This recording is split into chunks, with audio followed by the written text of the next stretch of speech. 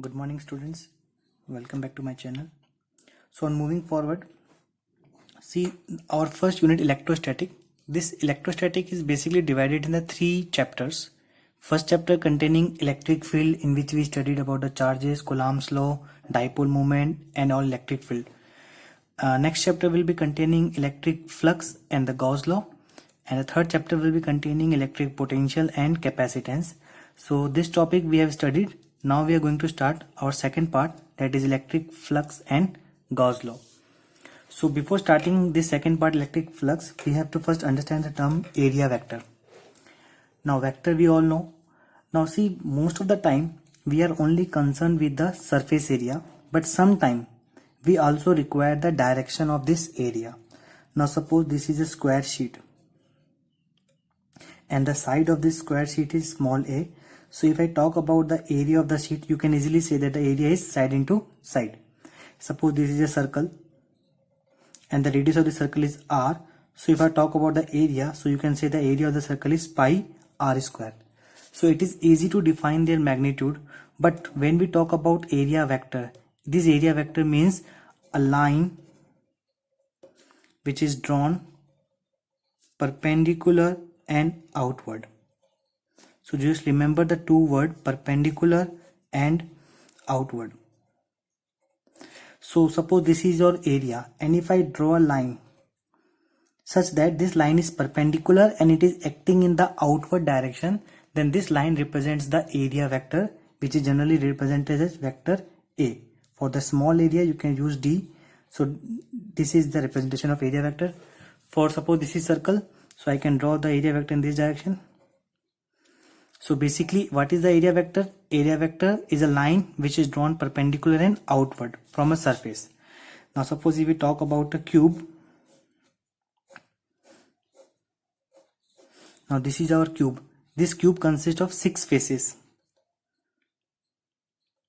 Now if I have to draw the area vector, now see 6 area vector can be drawn. For the top surface, area vector will be outward.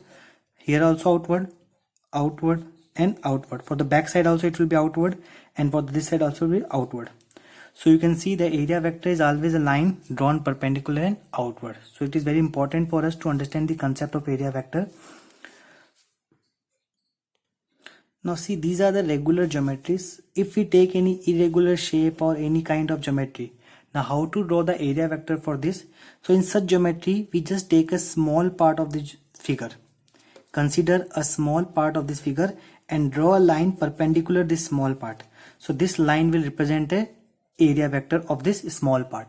So on further, we integrate this area vector and we will calculate it for complete surface. So no need to learn anything in this topic, just you remember the area vector is just simply a line which is always perpendicular and outward. We can take an example of cylinder also, it is going to come in our question.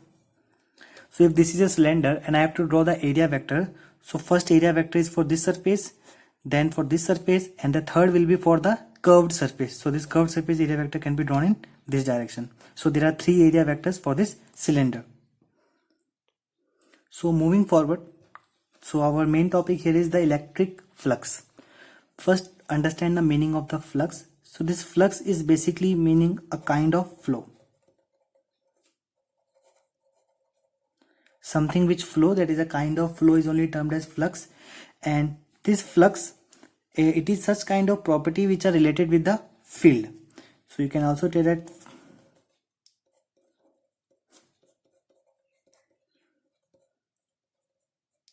flux is a property of any vector field.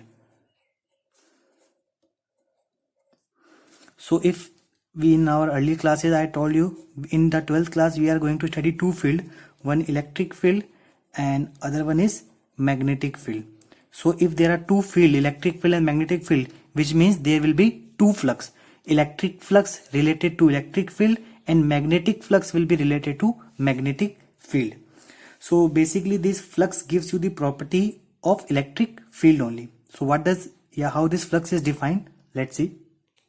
So the definition of the electric flux is defined as the measurement of the total number of electric lines of force which means this electric flux basically measures the electric lines of force, that is electric field lines, and these electric lines of force passing perpendicular through that area. Now just keep in this mind that these lines must pass the area in perpendicular manner. So we will consider only those lines which are passing perpendicular to that area. Now let me show you an example. Suppose these are electric field lines and this is my square sheet. So this is a square sheet. Let I draw the area of vector of the square sheet, something in this direction, considering a small area dA. So this is the direction of area vector and this is the direction of electric field. Now I am going to place this area in this electric field. So what is going to happen, see?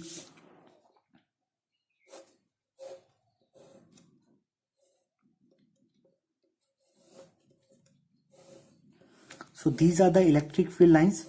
These electric field lines are passing this area perpendicular and this is the direction of your area vector. So electric field lines are passing perpendicular to this area. So electric flux, basically electric flux is represented phi and we use a subscript E. This E is only written because we are talking about electric flux. So for a small electric flux delta E, it is equals to E, that is the magnitude of electric field, into the area which we are talking about, the area vector dA. So we can also write it in vector form, basically that is vector E dot vector A. So we will get, on removing this dot product, it will be E dA cos of theta. So this is the real expression for the electric flux. Here theta is the angle between direction of electric field and direction of area vector. Now suppose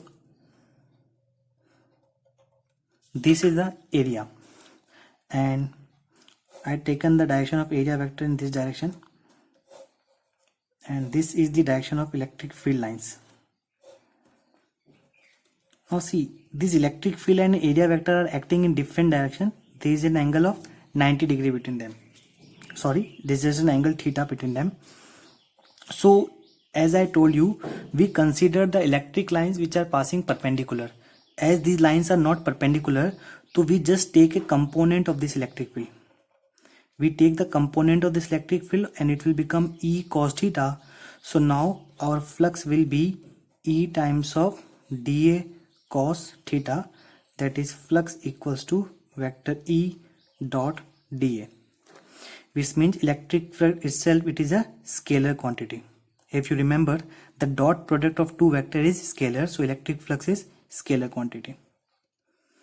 And the expression is basically E dA cos theta. So the unit of this flux will be, the unit of electric field, as we know, Newton per Coulomb, and the area is meter square. So Newton meter square per Coulomb is the unit of electric flux. One more expression, just keep it in mind. As we know that electric flux phi equals to vector E dot vector dA. So suppose if this we are taking any irregular shape and this is a charge Q. Now as we know the electric field, because of this charge, electric field will be coming out from the surface in all direction. Now suppose I am taking a small area, this is the direction of electric field and I have to take the flux, I have to calculate the flux for this area. So I just consider a small part and I just take a line which is perpendicular to this part is dA. So in this case your small flux d phi will be written as vector E dot dA, and in order to calculate the total flux or net flux you have to take the integration of vector E dot dA. Here this integration is along the surface, so you can just put here contour integration. This symbol represents contour integration, or you can say surfacial integration, because we are integrating the complete surface. Try to understand the concept of the flux with this example. If electric field is given like this, 2i cap plus 3j cap plus k cap, which means electric field is acting in x direction, y direction and z direction. Now I have to calculate the electric flux, and this electric flux passing through a surface, and the value of the surface is 20. But how this surface is kept? It is kept in xy plane. Now let me first draw. orthogonal direction of three vectors. Now consider to be x, this is y or z. You can take any of these x, y or z. Now where my area is kept? My area is kept in xy plane. So this is x, this is y. So let's consider this is the area. Now this is my area which is placed in xy plane. Now just tell me how to find the area vector. As I told you, area vector is just a line perpendicular and outward. So if I draw the direction of the area vector, so this will be the direction of the area vector. And which direction is this area vector? This area vector is in z direction. And what is the value of the area? Area is 20. So in short, I came to know that my area vector is 20 k cap. Why I am writing k cap? Because the direction of this area vector is along z. And my electric field is already given. So electric flux equals to vector E dot dA. So your electric field is 2I cap plus 3J cap plus 4K cap dot. I am taking a dot with 20 K cap. We know that in dot product respective units are multiplied. So we are multiplying K with K. So 4 to 80. So the answer will be 80 unit. So the answer of electric flux here is 80 unit. So now moving to the next topic. Now dear student, please try to understand this topic very carefully. It is very important topic regarding this electrostatic. So in our long questions, mostly Gauss theorem and application of Gauss theorem, these are very two important topics from which long questions are generally used to ask. So what does this Gauss theorem implies? So in our physics, we will study two field, electric field and magnetic field. So there will be two flux. One I told you electric flux, and another will become your magnetic flux. Electric flux, it helps in measurement of electric field lines, and magnetic flux will help in the measurement of magnetic field lines.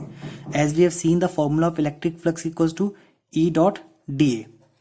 But see, this formula is very much depend on the area. Without area, we are not able to calculate the electric flux.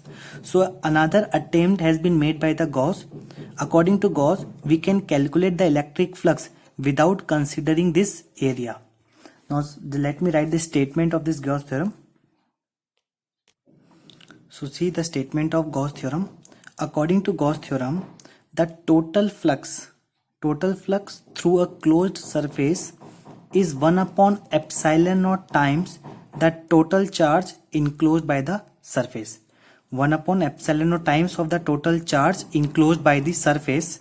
So suppose this is your flux. As we know, electric flux is integration of E dot dA. In our just right now we have studied. Now this electric flux is only equals to total charge. That is, this charge is present inside the surface divided by epsilon naught. So you can also give the expression of electric flux in this manner. So now let's prove how this electric flux is equals to Q by epsilon naught. Let's start the proof. So in proof we have to consider a charge. Suppose this is our charge Q, and because of this charge I have to find flux.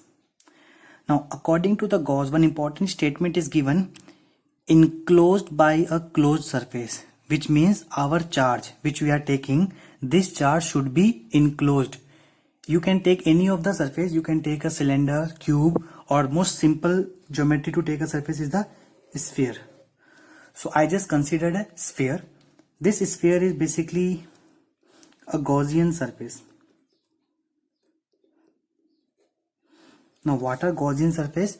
Gaussian surface are just an imaginary surface, hypothetical surface which are considered to enclose the charge. We have to enclose the charge, so just I considered a surface. This surface is spherical in shape, so just consider R be the radius of the sphere. Now see, let's take a small part of this sphere. This is a small part of the sphere, and from this small part area vector is perpendicularly outward.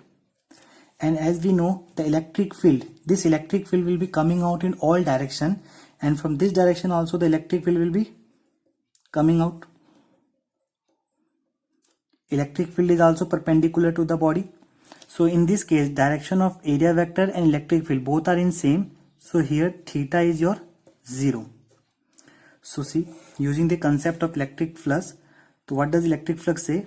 D phi is integration of E dot dA. A small flux equals to integration of E dot dA. So for the total flux, we have to integrate electric field. As we know, the value of electric field is 1 upon 4 pi epsilon naught charge upon distance. This distance is the radius, that is r square times of dA. So taking the constant quantity outside,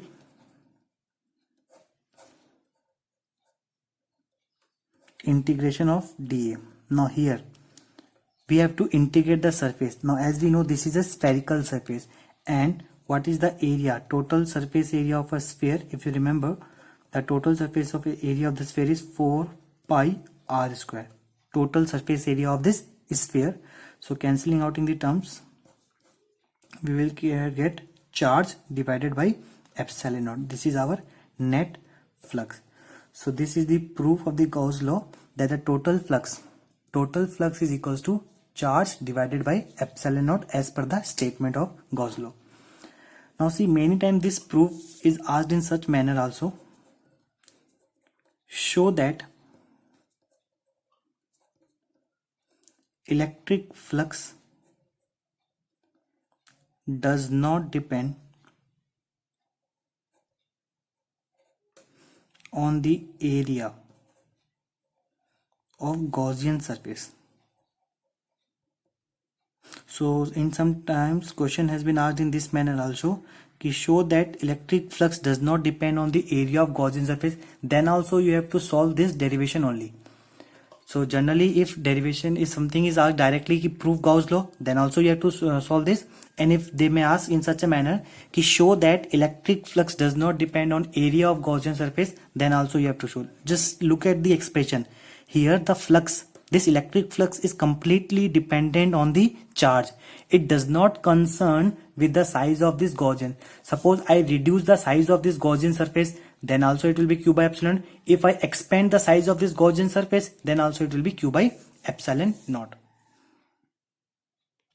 So one important question is generally asked from this theorem, that prove or derive or deduce Coulomb's law. We have to derive the Coulomb's law with the help of Gauss theorem, which we have studied just now. So using this Gauss theorem, how we are able to find out the Coulomb's law expression. So many times this question is asked. Let's see how to proceed. Again, we have to consider a charge q, and according to Gauss, we have to keep this charge in an enclosed surface.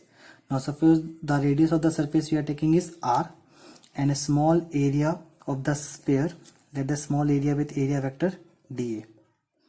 Electric field is coming outward. This will be the direction of electric field only. So as per the definition of electric flux, so flux through area. What is the definition of flux through area? Small flux d phi equals to E dot dA. So for the total flux, we integrate both the side, integration of flux. Here also integration of E dot dA. So total flux phi equals to, removing the E outside, integration of dA. And we know that area. Now what will be the area? This time we have to again take the area of the sphere. So the area of the sphere is 4 pi r square. Consider it as equation first. Now see, this is the formula of flux. Now according to Gauss, or you can write here just using Gauss theorem. What does Gauss theorem states? So Gauss theorem states that total flux is equal to total charge present in the system. So how many charge is there? Q. And this charge divided by epsilon naught. So this is according to Gauss statement. Equation number second also gives flux, and equation number first also gives you the net flux. So on equating equation first and second, we came to know that electric field into area 4 pi r square equals to q by epsilon naught. So just generalize it. Electric field equals to 1 upon 4 pi epsilon naught times of q by r square. On rearranging this, we get the expression for electric field. And as we all know, now suppose a small charge q naught is placed here somewhere. So what will be the force experienced by the charge? Now as the force on the charge F equals to Q naught times of E. We have already seen this formula in our previous section. Force F equals to Q naught times of E. Substituting this value of electric field. So see, here we are getting the expression of the Coulomb's law. So Coulomb's law, F equals to 1 upon 4 pi epsilon naught first charge, second charge, and distance square is R naught. So this way we are able to find out the Coulomb's law. We have derived the Coulomb's law with the help of Gauss theorem. So in today's lecture, we will discuss up to here only. In my next lecture, I will just deal with all the numericals regarding this Gauss theorem and the flux. So in our today's lecture, we have studied two important formula, and I hope you will learn these two formula. We have just seen the flux equals to, the flux is equals to E dot dA. This is the one formula to calculate the flux, and according to Gauss, your flux equals to total charge, and this charge is present in an enclosed system divided by epsilon naught, permittivity, total charge divided by epsilon naught. So in my next lecture, we will just solve the numerical based on these two formula. So just go through this. You can download the PDFs of all these written notes from the link given in the description box, and also try to maintain your own notes. Just pause the video and write everything which I am teaching you. Only then you will learn it properly. Thank you.